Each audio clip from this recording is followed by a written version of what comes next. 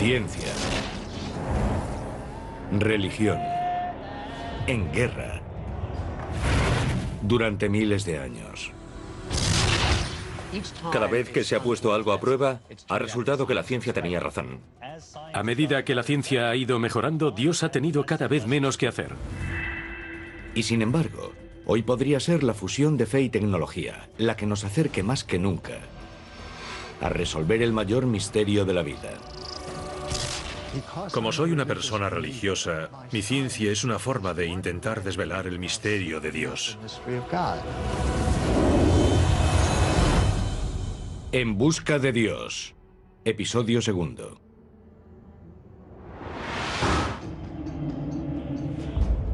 A lo largo de la historia, el ser humano se ha propuesto explicar su propia existencia. Y durante siglos, esa búsqueda le llevó a una respuesta. Dios.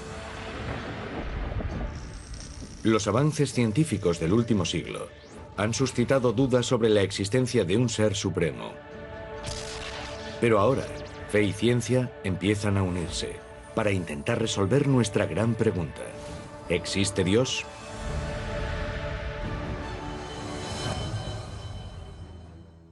Mientras los cazadores de reliquias y los creyentes miran hacia la Biblia en busca de pruebas, este investigador cree que la clave de Dios podría estar mucho más cerca de lo que creemos.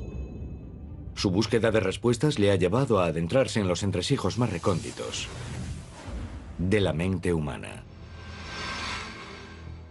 El doctor Andrew Newberg, director de investigación de medicina integrada de la Universidad Thomas Jefferson, estudia lo que ocurre en el cerebro humano cuando contempla a Dios y al mundo espiritual. Estamos en un momento en el que tenemos una oportunidad de unir a ciencia y religión de una forma que nunca habíamos sido capaces de hacer. Y este nexo es el cerebro humano que nos permite explorar nuestro mundo científicamente y pensar sobre las cosas de forma religiosa o espiritual. Usando escáneres cerebrales de baja radiación, Newberg es capaz de observar los cambios físicos que ocurren en el cerebro cuando una persona reza o medita. Hemos escaneado a personas que profesan religiones diferentes y que han llevado a cabo prácticas espirituales a lo largo de muchos años. Nuestro trabajo inicial lo hicimos con individuos versados en la meditación budista tibetana. También escaneamos a un grupo de monjas que llevaban practicando sus creencias religiosas más de 50 años. Usamos un escáner para tomar fotos de su cerebro. Tomamos una foto del aspecto de su cerebro cuando está en reposo, cuando no hacen nada en particular. Y después tomamos otra foto de su cerebro cuando estaban sumidos en su meditación u oración. Entre las zonas que parecían más afectadas durante estas prácticas se incluía una parte del cerebro llamada lóbulo frontal que está situada justo detrás de la frente. Y esta es una parte que normalmente se activa cuando centramos nuestra atención en algo. En los escáneres de Newberg, el lóbulo frontal se activó tal y como lo haría si los sujetos se estuviesen concentrando en un problema difícil de matemáticas. Los monjes tibetanos demostraron un incremento de la actividad en su córtex visual, porque se estaban concentrando en objetos sagrados. Cuando observamos a las monjas que están rezando, no vemos zonas visuales que se iluminen en el cerebro, sino que vemos que se iluminan las zonas verbales. Tiene sentido porque están orando, es una práctica verbal. Pero los escáneres también revelaron algo inesperado. Nos interesaba también la zona conocida como lóbulo parietal, situada en la parte superior posterior del cerebro. Descubrimos algo muy interesante en las personas que practican la meditación y en las monjas que rezan, y es que esa zona del cerebro se tranquiliza durante estas prácticas. El lóbulo parietal es la parte de nuestro cerebro que controla y refuerza nuestro sentido de lo que nos rodea físicamente. De modo que cuando el Dr. Newberg vio que se oscurecía, fue testigo de cómo sus sujetos perdían mentalmente la conciencia de lo que les rodeaba y se convertían en uno con el universo. El cerebro nos dice que deberíamos sentir esas cosas, porque el lóbulo parietal se oscurece y el lóbulo frontal se ilumina. Nos encontramos con una experiencia en la que la persona realmente se abandona y pierde su capacidad de percibir el espacio y el tiempo tal y como lo hacemos normalmente.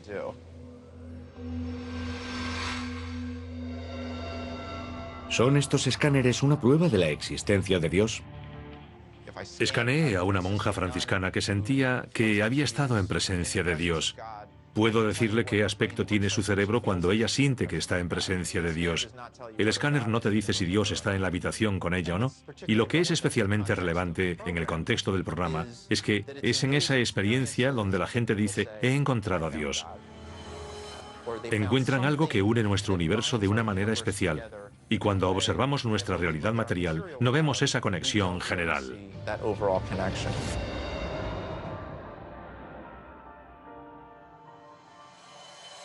Los descubrimientos de Newberg sugieren que las conexiones del cerebro de una persona pueden determinar si es creyente o no creyente. En test realizados dentro del escáner, se pidió a ateos que pensasen en Dios. Cuando observamos el cerebro del ateo que se concentraba en Dios, descubrimos que en los lóbulos frontales no había un aumento de la actividad como el que veíamos en las monjas franciscanas cuando meditaban y se concentraban en Dios. Y para nosotros eso significa, a la hora de interpretar ese descubrimiento, que un ateo realmente no capta la idea. Se pidió a sujetos no religiosos con experiencia en meditación que entrasen en un estado de trance. Los resultados revelaron que su actividad cerebral era notablemente diferente de la de las monjas o monjes en un estado trascendente similar, aunque religioso. No quieren pensar en Dios o tienen problemas para pensar en Él. Y pudiera ser que los lóbulos frontales no se activasen porque simplemente no lo comprenden. Son incapaces de retener ese concepto en su mente. No pueden concentrarse en ello con tanta profundidad como alguien que es religioso o espiritual, porque en esa circunstancia la persona realmente sí lo comprende. ¿Y esa comprensión es resultado de la fe o es la causa? ¿Hay algo incorporado en los cerebros de los fieles? ¿Hay un Dios? ¿No hay un Dios? ¿Cuál es la naturaleza real de la realidad? Cuando estamos en un sueño, actuamos como si fuese la realidad. Y cuando volvemos a nuestra realidad y despertamos, decimos, no fue real, solo fue un sueño. Cuando las personas tienen una experiencia espiritual o mística profunda, hacen más o menos lo mismo. Sienten que esa realidad representa una realidad más fundamental que nuestra realidad cotidiana. ¿Significa esto que Dios está en nuestra cabeza? ¿O podría ser el lóbulo frontal un canal hacia un poder mayor? ¿Hay algo más allá de nuestro cerebro que no captamos en los escáneres y de lo que sin embargo podemos encontrar algunas pruebas? Hacerse esa pregunta para mí es la clave, y no creo que puedas equivocarte haciéndote preguntas. Aunque la búsqueda de pruebas de la existencia del Todopoderoso en el cerebro humano continúa, otros buscan una prueba material de la presencia de Dios en la Tierra. En Etiopía, Bob Cornuke busca uno de los objetos más sagrados mencionados en la Biblia. El Arca Perdida de la Alianza, un cofre de oro que supuestamente guardaba los 10 mandamientos y que lleva desaparecido miles de años. Su recuperación y autentificación corroboraría amplios pasajes del Antiguo Testamento e incluso podría ser un conducto directo hacia Dios. Cornuke ha seguido el rastro de pistas Nilo abajo hasta su fuente, el lago Tana. Cruzaremos el lago y después un trayecto de 3 horas en barco. Las frecuentes tormentas y las aguas infestadas de cocodrilos lo convierten en un viaje peligroso. Si el arca fue traída hasta aquí por sus protectores, las defensas naturales del lago Tana podrían haber disuadido a cualquier posible enemigo. Este recóndito lugar habría sido el escondite ideal para un objeto sagrado. Este lago es muy grande y tiene algunas islas muy interesantes. Podrían ser las piezas de un rompecabezas que resolvería el misterio de dónde está el Arca de la Alianza, de a dónde ha ido. A unos 50 kilómetros de la costa se encuentra una isla prohibida. Un acantilado de más de 12 metros de altura constituye su perímetro. Un obstáculo desalentador, que podría haber protegido al arca de invasores y ladrones. Esta es la isla de Tana Kirkos, y como ven, parece una fortaleza. ¿Cómo podría alguien escalar esa pared si quisiese llegar hasta el arca y llevársela? Tana Kirkos está habitada por monjes que recelan de los extranjeros. Protegen un tesoro de objetos extraños, que podrían demostrar que el arca estuvo oculta en esta isla durante 800 años. Algunos de estos tesoros nunca han sido mostrados a extraños. Resuelto a tener acceso a esos objetos, Cornuc ya ha visitado la isla en otras ocasiones para ganarse la confianza de los monjes. Este es Abba Gabriel, un buen amigo. Está considerado un hombre santo y es venerado por miles de personas. Veremos su aldea y veremos objetos que podrían estar relacionados de manera única con el Arca de la Alianza. Las reliquias están seguras en un búnker protegido. Estamos frente a la puerta tras la cual se encuentran los tesoros. Coronas de reyes, instrumentos que, según dicen, fueron traídos desde Jerusalén junto al Arca de la Alianza. La presencia de Dios está literalmente en estos objetos. Estos frágiles instrumentos se dice que son objetos utilizados en el ritual de sangre llevado a cabo en presencia del arca como ofrenda a Dios. Cornuc tiene permiso para examinar una reliquia crucial: el Gomer, un cuenco antiguo que presuntamente se usaba para contener la sangre del animal sacrificado. Me han dicho que echaban la sangre aquí, la revolvían para que no se coagulase y la usaban para rociar con ella a los fieles, para concederles el perdón. Y rociaban esto sobre el Arca de la Alianza. Los monjes de Tanakirkos no permitirán que los objetos salgan de la isla, lo que dificultará una autentificación científica. Pero Cornuc cree que los objetos coinciden con la descripción que se hacía en la Biblia de los instrumentos utilizados en los sacrificios rituales. No son pruebas concluyentes, pero refuerzan la teoría de que el arca viajó hasta aquí. La dificultad está en que no puede entrar nadie para decir: puedo asegurar que lo que tenéis aquí es la Biblia. Coinciden bastante bien con lo que dice la Biblia. Podemos tomar las palabras de la Biblia y literalmente aplicarlas a estos objetos, y encajan perfectamente. La historia coincide y todo lleva hasta esta isla. Tanakirkos revela más pistas. Estamos sobre el acantilado. Es bastante escarpado por ambos lados. Y los Abbas me han mostrado un agujero tallado en la piedra. Dicen que aquí es donde se clavaba uno de los postes de la tienda. Había 4 con los que sujetaban la tienda, y la tienda era el tabernáculo, el lugar donde se guardaba el Arca de la Alianza en el desierto.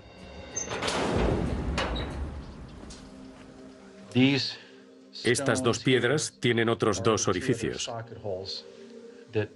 Los cortaron de un bloque de granito y los trajeron aquí, como recordatorio del tiempo en el que el Arca de la Alianza descansaba dentro del tabernáculo. Estos descubrimientos respaldan la teoría de que el arca estuvo aquí, en la isla Tanakirkos. Pero mientras Cornuc busca pruebas de Dios, muchos de los fieles apelan a un poder mayor, en busca de ayuda para un objetivo más urgente: una cura para el cáncer. Donde la medicina ha fallado, este curandero de Texas podría traer la salvación. ¿Estamos ante resultados impresionantes, prueba del poder de la oración, o ante un placebo?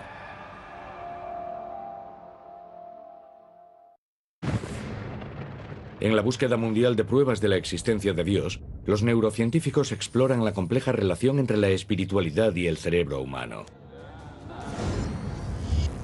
Utilizando escáneres, el neurocientífico Dr. Andrew Newberg ha observado cambios químicos en el cerebro cuando una persona reza o medita. Tras una serie de estudios, ha señalado al lóbulo frontal del cerebro como el epicentro de la experiencia religiosa y espiritual. ¿Tiene el cerebro poder para curar?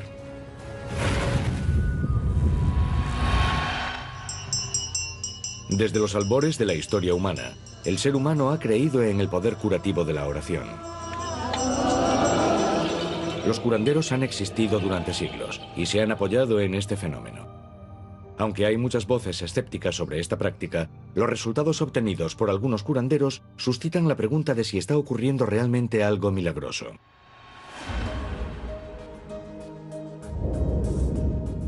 Las multitudes que se pelean porque las reciba el Dr. Issam Naimi creen que son testigos de la acción de Dios a través de la mano del hombre. Este es sin duda uno de los milagros y bendiciones del Señor. El Dr. Naimi es un ex anestesista convertido en curandero.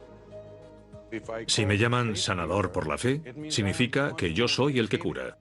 Pero la realidad es que la curación no procede de mí. Naimi afirma ser un conducto a través del cual viaja la curación. Lo que yo hago demuestra que Dios existe. Naimi afirma que las miles de curaciones que él ha realizado a lo largo de los años son prueba de que la ciencia y la fe actúan en tándem. No puedo separar a Dios de la propia ciencia. Cuando tratamos a personas, ellos no tienen que saber que yo estoy rezando. Muchos de quienes acuden al Dr. Naimi han agotado las opciones que ofrece la medicina tradicional. Tengo cáncer de ovarios. Estoy al final del camino en lo que a drogas se refiere. Me han operado 3 veces, así que espero un milagro. Rezo para que suceda un milagro. Aunque el pronóstico parece poco prometedor, las historias de algunos de los antiguos pacientes del Dr. Naimi parecen ofrecer esperanza. Por ejemplo, Kathy Kuak, diagnóstico cáncer de pulmón. Nunca olvidaré el momento en que el Dr. Naimi rezó sobre mi hombro y después en mi esternón, en la zona del pecho. Y de repente, mis pulmones se abrieron por primera vez en toda mi vida. Y tomé la mayor bocanada de aire fresco que había sentido jamás entrando en mis pulmones. Y seguí tomando esas grandes bocanadas y se abrió. No podía creerlo. Llegó aquí con el estado mental adecuado, por eso experimentó una curación tan rápida. Una semana después de consultar con el Dr. Naimi, los escáneres revelaron un suceso sorprendente. El tumor había desaparecido. El oncólogo de Kathy no pudo ofrecerle una explicación médica. Me dijo, nunca tengo la ocasión de decirles a mis pacientes esto. Ha desaparecido. Ha desaparecido por completo. Me dijo, Kathy, has sido bendecida con un milagro. No dejes que nadie te diga lo contrario. Kuak aparentemente había experimentado un milagro. Pero, ¿este caso en el que a alguien se le había perdonado la vida era un ejemplo de la misericordia de Dios o el efecto placebo que impulsó al cerebro a sanar el cuerpo por sí solo? Cuando las personas se sumen en estados espirituales profundos, su cuerpo y su cerebro cambian. Y tal vez cambia cómo funciona su sistema inmune. Cambia la forma en que su cerebro y su cuerpo reaccionan a diferentes cosas. Muchos científicos creen que el efecto placebo es algo falso, pero en realidad es una forma muy poderosa en la que puede funcionar nuestro cerebro y que cambia el modo de funcionar de nuestro cuerpo. Todavía no está al alcance de la ciencia la posibilidad de determinar si la cura de Kathy se debió a la gracia de Dios o a la gracia de su gen de Dios. Pero tanto si los espectaculares resultados de la curación por la fe son una prueba de la existencia de Dios o una simple prueba del poder del placebo, la búsqueda de pruebas científicas de la existencia de un poder mayor continúa. Durante siglos, expertos de todo el mundo se han lanzado a la caza de objetos religiosos perdidos. Han buscado pruebas que pudiesen demostrar pasajes de la Biblia y, en definitiva, la existencia de Dios. En el rastro del arca perdida de la Alianza, Bob Cornuck ha llegado al norte de Etiopía para examinar una prueba importante que relaciona al arca con la isla de Tana Kirkos. Esta es la primera vez que se ha permitido a Cornuck ver el documento. Es un texto antiguo que se deshace. Este libro tiene 1700 años. Fíjese en la pátina que tiene. Es de piel de animales. El libro contiene una imagen sorprendente, que podría confirmar la teoría de Cornuck de que el Arca de la Alianza viajó hasta aquí. Cuando estaba examinando el libro, encontré esta imagen única. Vemos a María y a Jesús llegando a la isla de Tana Kirkos. ¿Por qué vendría Jesús a esta isla? Los estudiosos están a punto de sufrir un esguince intelectual. Piensen en ello. Cuando tenía 12 años, regresó a Jerusalén tras el exilio en Egipto, y el primer lugar al que acudió fue un templo. Les dijo a sus padres, ¿dónde esperabais que estuviese? Aquí le tenemos llegando a esta isla. Aquí es donde estaría el templo portátil, el tabernáculo que contenía el Arca de la Alianza, y tenemos un testimonio escrito que tiene 1700 años. Transmitida durante generaciones, la historia oral de Tana Kirkos respalda el relato de este texto antiguo. ¿Vosotros creéis que Jesucristo estuvo aquí? 3 meses y 10 días. 3 meses y 10 días. Y estos libros hablan de eso. Sí, Santa María, Jesús, Está Santa María, Jesús, una imagen. la imagen y la historia. La historia. Sí. Esta imagen antigua podría ser un descubrimiento épico. Si Jesús viajó hasta esta isla remota, podría ser una señal de que algo tremendamente importante descansaba aquí. Mientras Cornuc se acerca un paso más al arca, otros investigadores continúan su búsqueda para demostrar la existencia de Dios dentro del cerebro humano.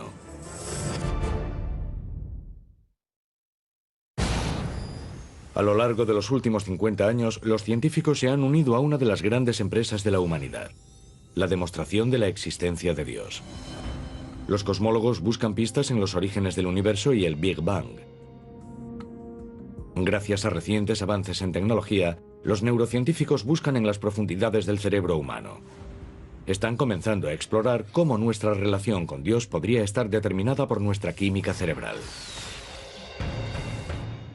En 1962, un alumno de doctorado de Harvard intentó un osado ensayo para estudiar si las sustancias introducidas en el cerebro alteran nuestra percepción de Dios. Fue conocido como el experimento Marsh-Chapel. El objetivo del estudio era determinar si un alucinógeno introducido en el cerebro de un sujeto devoto podría crearle la sensación de que estaba en presencia del mismísimo Dios. Se hizo en la Universidad de Harvard cuando Timothy Leary estaba allí y antes de que las drogas psicodélicas fuesen prohibidas por ley. Tomó a un grupo de estudiantes de teología, personas que ya eran creyentes y que estaban en el camino de la espiritualidad, y los dividió en 2 grupos. A un grupo le administró psilocibina, un alucinógeno muy potente. La psilocibina provoca alucinaciones al alterar la cantidad de serotonina liberada en el lóbulo frontal, el centro de control emocional del cerebro, que también se activa durante la meditación y la oración. Y al otro grupo le administró una droga de control que acaloraría a sus sujetos, pero no les haría alucinar. Y después fueron todos al servicio del Viernes Santo en la iglesia y escucharon el sermón pronunciado por un ministro muy conocido de la capilla de Harvard. Los sujetos del estudio que habían tomado el placebo dijeron que el servicio les había parecido como cualquier otro. Pero muchos que habían tomado el alucinógeno describieron una experiencia de autotrascendencia durante el sermón, la sensación de que estaban conectados directamente con Dios. Tras la experiencia, muchas semanas después, les preguntaron qué recordaban, si les había impresionado. Y resultó que las personas que habían tomado el peyote la recordaban como una experiencia tremendamente importante, transformadora, que había cambiado sus vidas. Y quienes habían tomado la droga de control afirmaban que solo había sido un sermón más. Para quienes habían tomado psilocibina, el impacto del experimento fue duradero. En un seguimiento del estudio realizado 20 años después, muchos de los sujetos seguían considerando aquella experiencia como algo profundo que había cambiado sus vidas. Algunos declaraban haber sentido que conectaban directamente con Dios. Los descubrimientos del experimento Marsh-Chapel refuerzan los resultados de los escáneres cerebrales realizados en el laboratorio del Dr. Newberg. Ambos estudios relacionan el lóbulo frontal con nuestra percepción de Dios e indican que nuestra experiencia espiritual puede intensificarse con una oración ferviente, con la meditación e incluso con drogas psicoactivas. Estas experiencias intensas inducen la ilusión de que estamos conectados con un poder superior o activan una parte del cerebro diseñada para ser un canal entre el hombre y Dios. Futuros estudios del lóbulo frontal podrían ser la clave para demostrar la existencia de Dios. A medio mundo de distancia.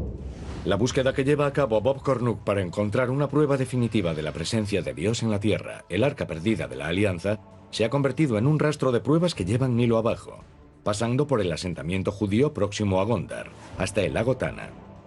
Y ahora, siguiendo las pistas encontradas en Tana Kirkos y en una antigua leyenda etíope, Cornuc llega a una pequeña localidad en el norte de Etiopía.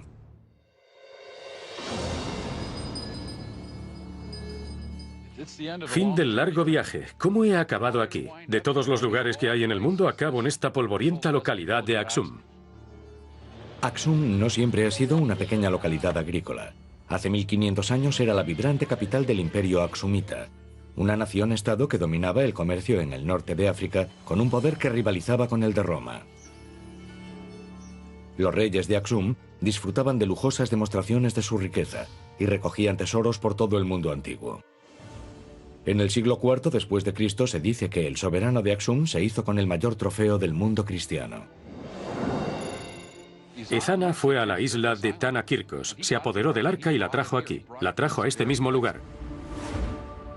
Sobre las ruinas de una gran iglesia construida por Ezana, Kornuk ve que la prueba está justo bajo sus pies. Piedras grabadas en un dialecto etíope del siglo IV, el Ge'ez, detallan el robo del arca y su triunfante llegada aquí. Estamos caminando entre los cimientos de la iglesia más antigua del África subsahariana. Y fue aquí a donde el rey Ezana, en el siglo IV, trajo el Arca de la Alianza.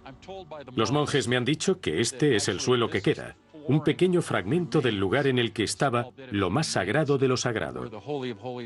Aquí fue donde estuvo el Arca de la Alianza durante varios siglos. Las pruebas arqueológicas revelan que esta fue en otro tiempo una gran iglesia basílica, una estructura digna de albergar el objeto sagrado. Como vemos aquí, en su época, esta iglesia tuvo unos motivos preciosos junto a estos grabados. No eran solo bloques de piedra, no era una iglesia austera. Esta es una pila bautismal. Probablemente es eso, o una pila en la que los sacerdotes se aseaban antes de entrar a ver el Arca de la Alianza. La iglesia fue saqueada por los invasores musulmanes en el siglo XVI. La historia local cuenta que el arca fue rescatada por sus fieles protectores, que la ocultaron hasta que pudiese ser colocada en la iglesia de Nuestra Señora María de Sion. Cuando la iglesia fue reconstruida en 1965, se convirtió en una catedral fortificada, un búnker bien guardado para proteger algo de gran valor. Ahí es donde los etíopes afirman, y yo personalmente creo, que descansa hoy el Arca de la Alianza.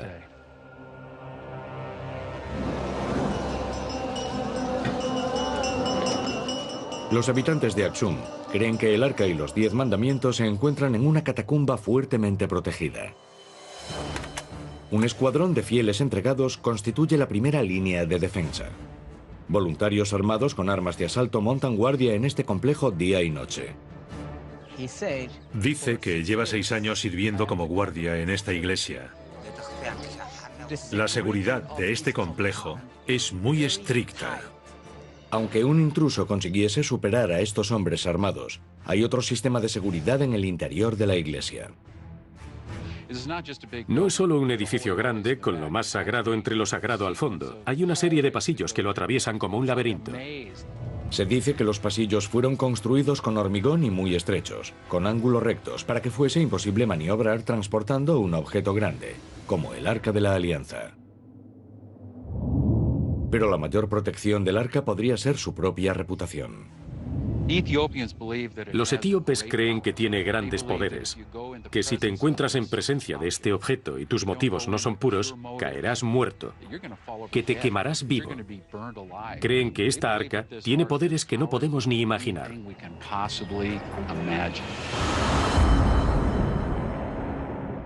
Hace menos de una década, se dice que 3 monjes se colaron en la cámara y se acercaron al arca. Un hombre murió en el acto. Otro murió 2 semanas después. Yo volé aquí en cuanto me enteré de la muerte de aquel hombre. Hablé con su familia, fui a su tumba y lo vi. El tercer hombre tiene muy mal la vista, pero sigue con vida. Yo no creo que el arca tenga el poder que dicen los etíopes, pero creo que posee el poder de la mente. Estas personas han sido adoctrinadas desde el día de su nacimiento. No recuerdan un momento de sus vidas en el que no les hayan dicho que el arca tenía un poder increíble.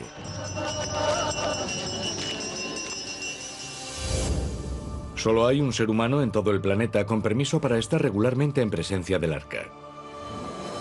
¿Es este hombre la clave para revelar el poder de Dios en la Tierra? Desde la química del cerebro humano hasta la exploración de sistemas solares lejanos, la ciencia está desvelando nuevas pruebas en la búsqueda mundial para demostrar la existencia de Dios. Armados con las últimas técnicas de análisis científico, investigadores y arqueólogos de todo el planeta buscan el objeto más codiciado de la Biblia: el Arca de la Alianza. Si se descubriese, podría ser una prueba de la existencia del mismísimo Dios. Para Bob Cornuke, la búsqueda de toda una vida le ha llevado hasta una iglesia en la Etiopía rural. Cree que detrás de estas puertas se encuentra el que podría ser el hallazgo arqueológico más importante de la historia: el Arca Perdida de la Alianza. Se cree que este clérigo enclaustrado es la única persona de la Tierra con permiso para acercarse al arca. Es conocido como el Guardián. El guardián es el protector del arca. No puede marcharse nunca. Vive toda su vida atrapado entre estas vallas. Si el arca no estuviese ahí, ¿por qué tendríamos a estos guardianes durante centenares, miles de años prisioneros aquí? El Guardián raramente habla con extraños, pero hoy, tras numerosas negociaciones con los ancianos de Axum, Cornuke ha conseguido que se lo presenten. En estas poco habituales imágenes vemos cómo el Guardián habla a Cornuke a través de una pequeña verja que se encuentra en la parte posterior del complejo. ¿Su salud es lo bastante buena para venerar al arca? ¿Se encuentra bien?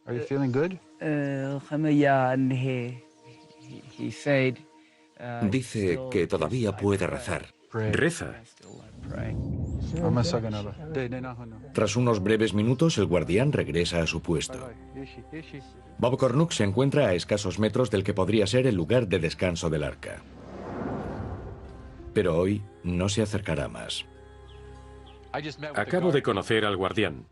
Le tomé la mano y le miré a los ojos, los mismos ojos que posiblemente observan el Arca de la Alianza. Cornuke espera que su recién obtenido acceso al Guardián y su relación con los ancianos de Axum algún día le traigan la recompensa final: la oportunidad de contemplar el arca. El Arca de la Alianza es la joya, la cumbre de toda la arqueología. Si alguien se acercase a mí ahora y me dijese: Bob, puedes entrar tras esa cortina y ver el Arca de la Alianza, ¿lo haría? Iría de cabeza. Este es el mayor descubrimiento arqueológico de la historia.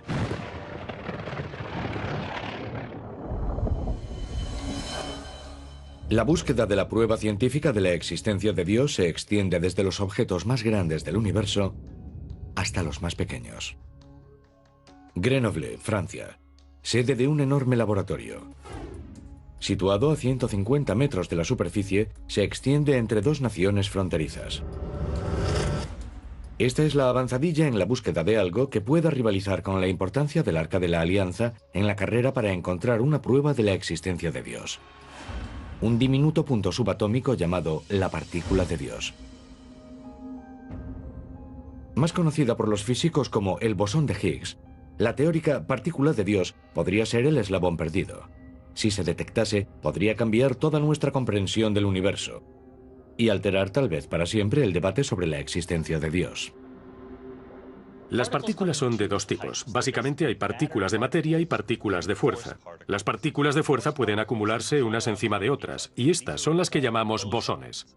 Muchos físicos de partículas tienen la teoría de que el bosón de Higgs es la partícula no descubierta que da masa a toda la materia del universo. El bosón de Higgs es muy diferente de todas las demás partículas que conocemos. Lo que hace que sea especial es que incluso en un espacio vacío está ahí. Proporciona un medio a través del cual se pueden mover otras partículas, y a la larga es así como las partículas, como los electrones y los quarks, obtienen masa. La mejor analogía es decir que es un medio, como el agua o la melaza o el aire. A medida que nos movemos a través de ellos, se resisten un poco. Imagínense que si vamos a través del aire podemos ir muy rápido. Si intentamos pasar como un rayo por el agua o por la melaza, nos frenamos. Así que, en sentido amplio, eso es lo que el bosón de Higgs les hace a todas las partículas de la naturaleza. Si consiguiesen localizar esta partícula de fuerza, podría ser un paso clave para desvelar los misterios del Big Bang y el origen del universo. Para estudiar las partículas subatómicas, los físicos usan aceleradores de partículas. Para buscar la partícula de Dios, los investigadores han construido el mayor del mundo. Una pista oval de 27 kilómetros, conocida como el Gran Colisionador de Hadrones o LHC. Los instrumentos de que disponemos en el Gran Colisionador de Hadrones son básicamente las máquinas más complicadas y precisas que haya construido jamás un ser humano. Tomamos protones y los aceleramos muy cerca de la velocidad de la luz. Hasta el punto de que ya no importa cuál es su velocidad, lo que importa es la energía, de modo que estas partículas tienen más de 20.000 veces la energía que tendría un protón si estuviese inmóvil. Dos rayos de protones acumulan energía mientras circulan a toda velocidad en direcciones opuestas y en rumbo de colisión. Cuando chocan, el impacto resultante hace explotar a ambos en una cascada de partículas más pequeñas si cabe, incluidos diferentes tipos de bosones. Las colisiones entre los protones son tan energéticas que se produce una explosión enorme de diferentes partículas. Los protones tienen quarks y gluones en su interior. De modo que lo que realmente ocurre es que uno de los quarks o uno de los gluones de uno de los protones choca contra las partículas constituyentes del otro protón y se ve una gran ducha. La maquinaria del LHC puede detectar y medir la mayoría de diferentes tipos de partículas que se generan en estas colisiones. Y si los científicos son capaces de encontrar a esta esquiva partícula, todo cambiará. Su descubrimiento podría llevar a una denominada teoría del todo, que podría explicar el mismo momento de la creación. Si retrocedemos en el tiempo, la teoría del todo nos ayudaría a explicar, a comprender lo que ocurrió en el Big Bang.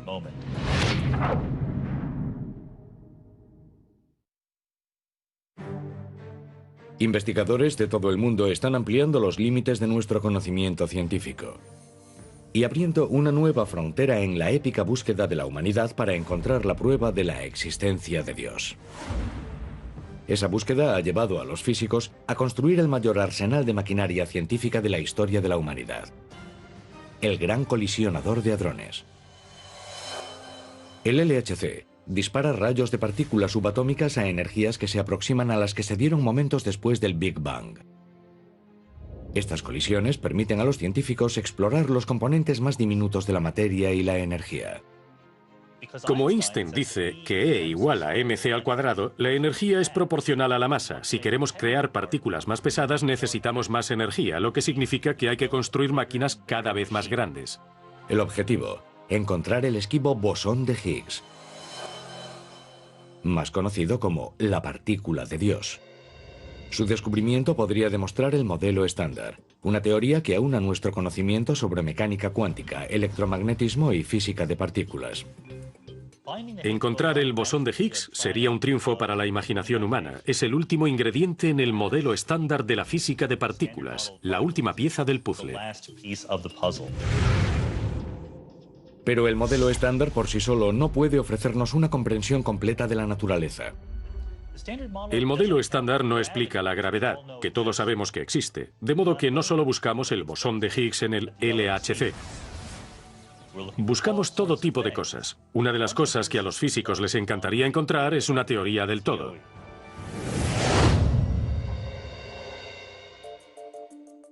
El modelo estándar es muy bueno con las fuerzas que conocemos: electromagnetismo, las fuerzas nucleares.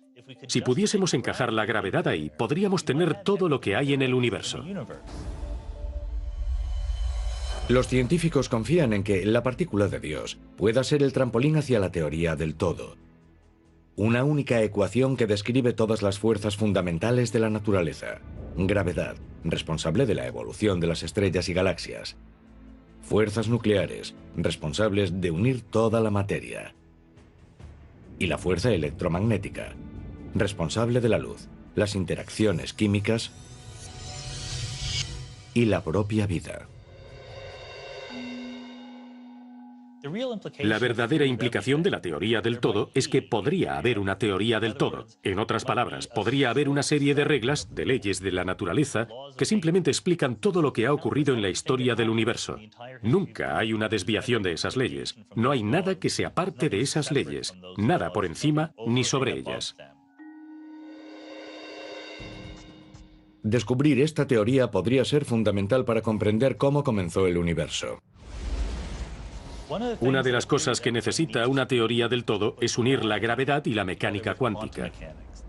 Es lo que se necesita para comprender el Big Bang, que fue un momento en el que había partículas alrededor, de modo que la mecánica cuántica es importante. El universo se expandía a un ritmo tremendo, de modo que la gravedad también lo era. Una teoría del todo nos ayudaría a comprender qué ocurrió en ese momento.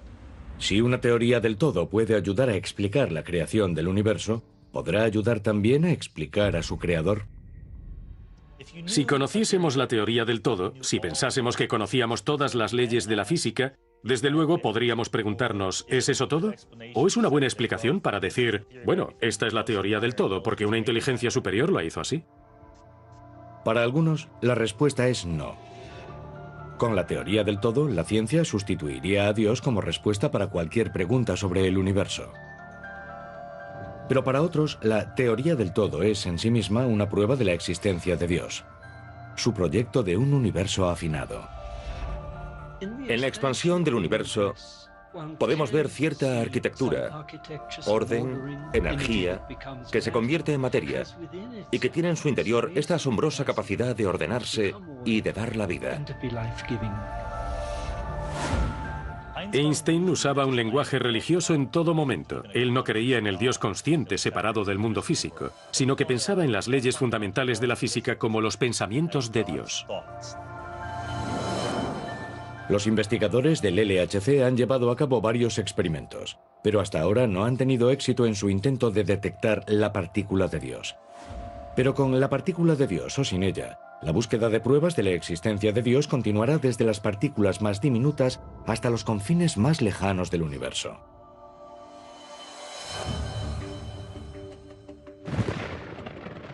Desde el Arca de la Alianza hasta el proyecto de Dios para el universo, la búsqueda de la prueba de Dios es una empresa que está en marcha.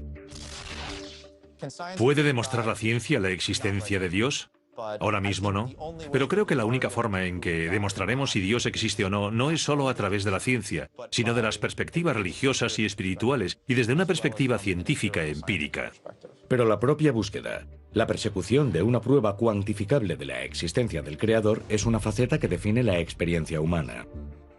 Puede que sea la pregunta más importante de la vida. ¿Existe un Dios? Porque cambiaría nuestra forma de vivir. De modo que hay que buscar una prueba de ello. ¿Es este el lugar en el que la ciencia encontrará finalmente la prueba que demuestre la existencia de Dios? ¿O este? El siguiente gran paso al frente hacia nuestra comprensión de un poder mayor, si es que este existe, podría llegar en cualquier parte, en cualquier momento. Pero aunque la ciencia se esfuerza cada vez más por demostrar la existencia de Dios o negarla, algunos se preguntan, ¿cuánto queremos saber de verdad? El Dios de los vacíos, el Dios que explica lo inexplicable, se ha vuelto cada vez más y más pequeño. ¿Qué elegimos creer? ¿Que este mundo material es todo lo que hay y que la ciencia puede explicarlo todo? Bien. Es un dilema al que se enfrenta hasta el más pragmático de los científicos. Yo no creo que la ciencia por sí sola nos dé un propósito y un significado. No nos dice lo que está bien y lo que está mal. Pero si queremos saber lo que está bien y lo que está mal, es importante basar esa discusión en el mundo real. Y si el mundo real no tiene Dios en él, entonces el propósito y el significado tendrán que venir de otra parte. Sin embargo, a medida que la búsqueda de Dios avanza, inspira a estudiosos y científicos que ven su trabajo como la posibilidad de estrechar la distancia que sigue separando a fe de realidad. Yo diría que las personas que miran al mundo solo como científicos son personas que miran a través de un ojo, como un telescopio. Pero los que miramos también a través del ojo de la fe, miramos a través de dos ojos y tenemos una visión mucho más amplia, más rica, más tridimensional del mundo.